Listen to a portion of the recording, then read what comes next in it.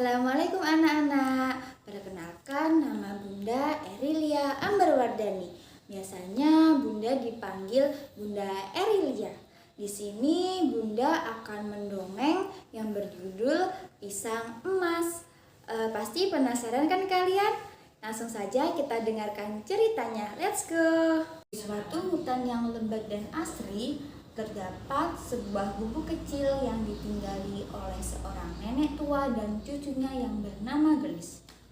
Seperti namanya, Gelis ini begitu cantik dan memiliki rambut yang panjang.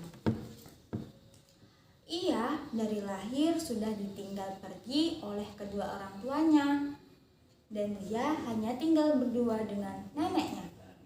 Dan selain cantik dan gelis, dia juga perempuan yang sangat baik hati dan suka menolong.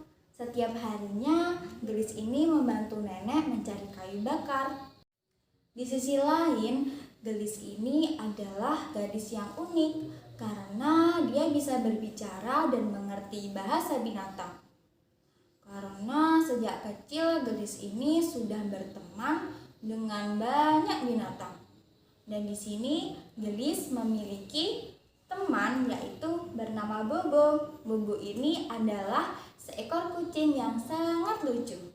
Di pagi hari yang cerah seperti biasanya, Gelis menyirami pohon pisang yang berada di belakang rumahnya dengan suasana yang gembira. Dan datanglah Bobo. "Kenapa kamu begitu sangat bahagia, Gelis?" ucap Bobo sambil mengeluskan kepalanya ke kaki Gelis. "Hehehe, aku sangat senang sekali Bobo, karena 7 hari lagi pisang ini akan matang dan aku bisa menikmatinya. Karena pohon pisang ini bagiku sangat spesial." "Apanya yang spesial? Padahal itu kan cuma pohon pisang biasa." "Jadi dulu waktu aku pergi mencari kayu bakar, aku mendengar ada suara orang meminta tolong. Ternyata ada nenek-nenek yang sedang dihadang oleh ular hitam besar. Kemudian aku berhasil menolongnya, dan nenek itu pun memberiku sebuah bibit pisang ini. Dan kemudian tiba-tiba nenek itu menghilang." "Hah, hilang? Jangan-jangan itu nenek hantu, ha? Terus apa yang spesial Gelis dari pohon ini?" "Nah, sebelum nenek itu menghilang, dia berkata bahwa pohon ini hanya berbuah ketika berumur 10 tahun. Dan buahnya begitu sangat lezat. Wah, aku jadi penasaran dengan pisang ini." "Sama Bobo, tinggal 7 hari lagi pisang ini akan matang dengan sempurna. Aku sudah tidak sabar lagi untuk mencicipinya." Selesai menyirami pohon pisang, Gelis pergi mencari kayu bakar seperti biasanya. Namun di tengah perjalanan, tiba-tiba Gelis mendengarkan suara teriakan meminta tolong. "Tolong, tolong, tolong." Gelis pun berlari dan mencari di mana sumber suara tersebut. Ternyata suara itu berasal dari seekor monyet yang sedang hanyut terbawa arus sungai. Gelis pun langsung melompat ke dalam sungai untuk menolong monyet tersebut dan membawanya ke tepian dengan selamat. Tetapi Gelis merasa aneh karena mengapa monyet tersebut membawa sebuah karung yang saat monyet itu pun hanyut, dia tidak mau melepaskannya. "Kenapa kamu membawa sebuah karung yang sangat besar, monyet?" Ini tadi aku," monyet pun menjawab dengan terbata-bata. Dari arah belakang terdengar suara yang memotong pembicaraan Gelis dan monyet. "Itu buah-buahanku semuanya." Terus Gelis pun berkata, "Kalau memang ini punyamu, Kancil, kenapa bisa berada di tangan monyet?" "Jadi ceritanya begini. Tadi itu aku berencana hendak membagikan buah-buah ini semua kepada penghuni hutan. Saat itu ternyata jadi begini, tadi itu aku berencana hendak membagikan buah-buahan ini untuk semua penghuni hutan. Tetapi ternyata monyet tahu tentang rencanaku tersebut. Dan saat aku mengumpulkan teman-teman, dan saat itu juga aku lengah. Dan ternyata monyet sudah berhasil membawa lari karung yang aku bawa tersebut. Gelis pun bertanya kepada monyet, apakah betul yang dikatakan oleh kancil itu, monyet? Monyet pun tak mau menjawab pertanyaan dari Gelis. Ia justru teriak meronta-ronta kesakitan karena kakinya tadi terbentur oleh kayu. Sakit sekali kakiku. Gelis pun kasihan melihat monyet kesakitan. Jadi Gelis membawa monyet ke rumahnya untuk diobati. Dan si kancil pun membawa pulang karung yang berisikan buah-buah tersebut. Dan saat itu juga ketika si Gelis membawa pulang monyet, di situ Bobo sudah mencium kedatangan si Gelis. Dan ketika itu Bobo kaget kenapa Gelis membawa seekor monyet di sampingnya.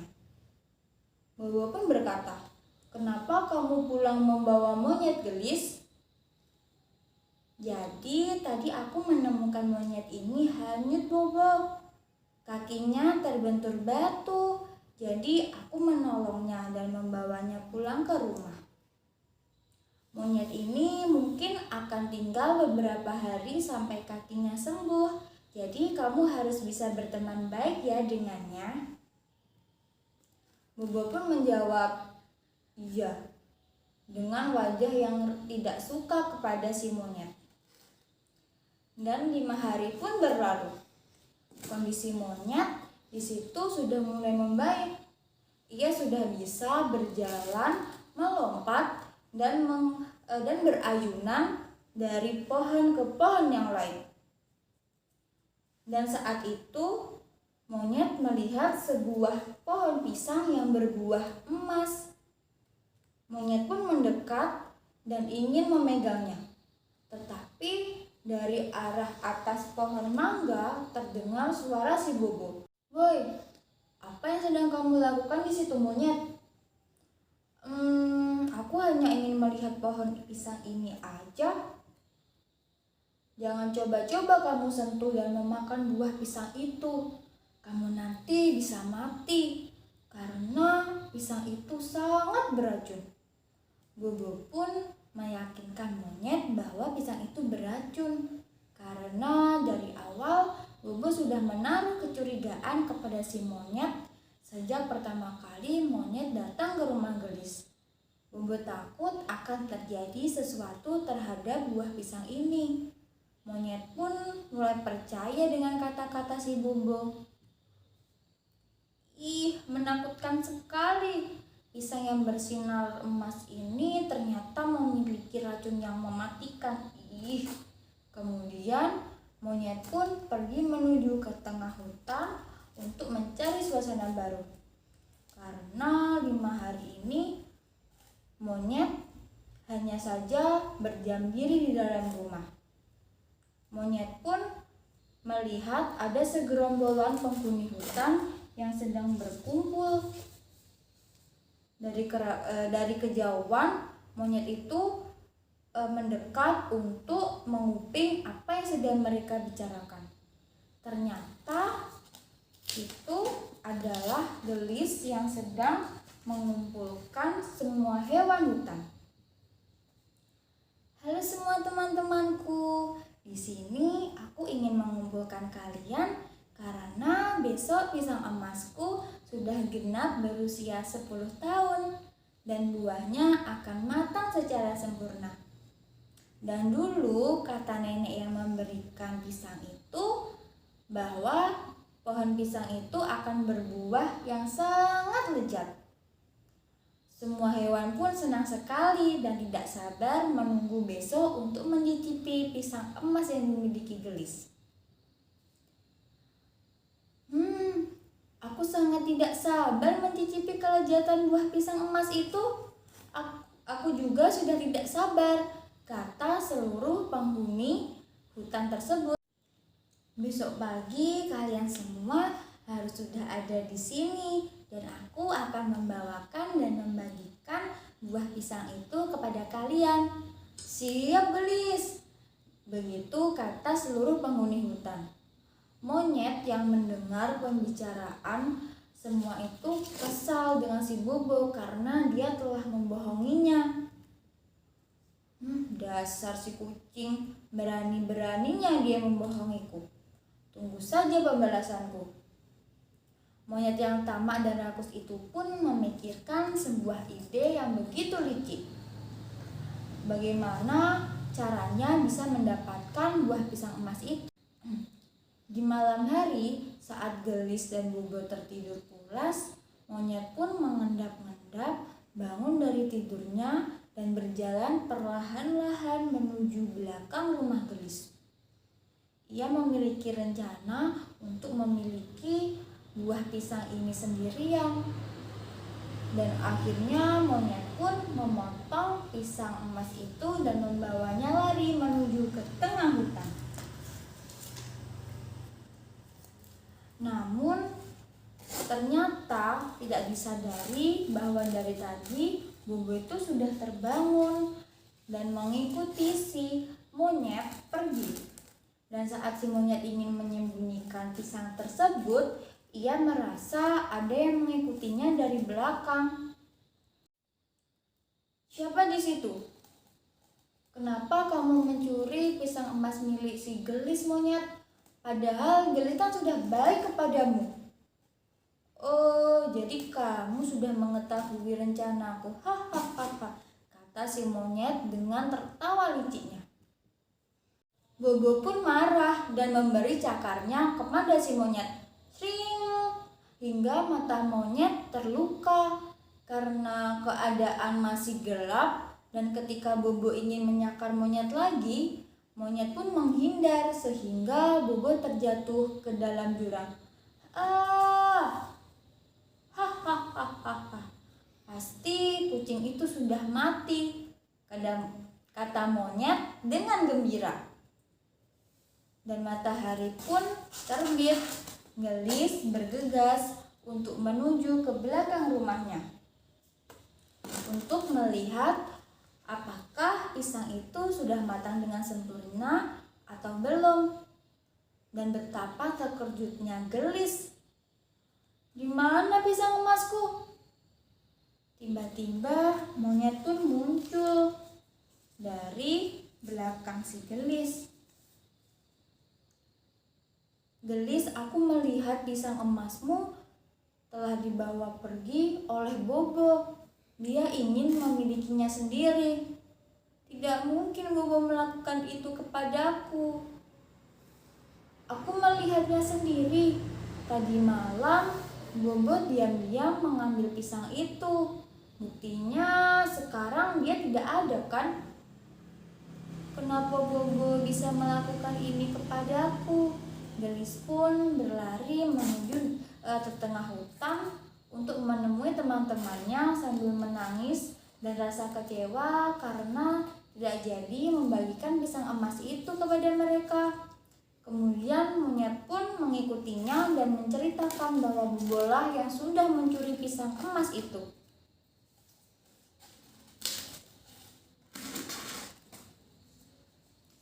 Dan saat itu juga monyet bercerita kepada seluruh penghuni hutan. Jadi tadi malam saat aku tidur, tiba-tiba aku terbangun mendengar langkah kaki. Ternyata itu Bobo loh, dan dia berjalan menuju belakang rumah Gelis. Saat aku ikuti, ternyata Bobo memetik pisang emas itu dan membawanya kabur dari sini, kata monyet tetapi dengan sedikit tersenyum karena usahanya untuk mencuri pisang emas itu berhasil. Dan tiba-tiba dari arah belakang, Bobo lari dengan badan yang penuh dengan luka. Jangan dengarkan perkataan monyet. Monyetlah yang sebenarnya mencuri pisang emas itu tadi malam. Jangan sembarangan bicara kamu, Bobo. Lalu Kancil pun berkata, aku lebih percaya kepada Bobo karena dulu kamu juga pernah mencuri buahku, monyet. Dan semua hewan pun menyeraki monyet dan lebih percaya kepada Bobo. Ya betul, aku lebih percaya kepada Bobo. Dan akhirnya monyet pun merasa terpojokkan dan mengakui semuanya. Hahaha, memang akulah sebenarnya yang mencuri buah pisang itu. Karena pisang itu sangat menggiurkan dan aku ingin sendiri memilikinya.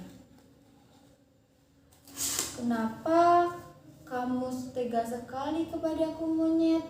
Padahal aku sudah menolongmu dan menganggapmu menjadi teman baikku.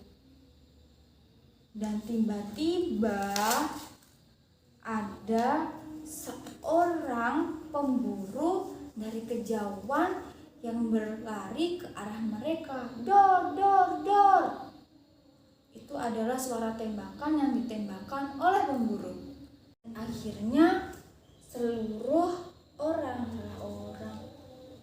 Dan akhirnya semua binatang yang ada di situ lari satu persatu untuk menyelamatkan dirinya.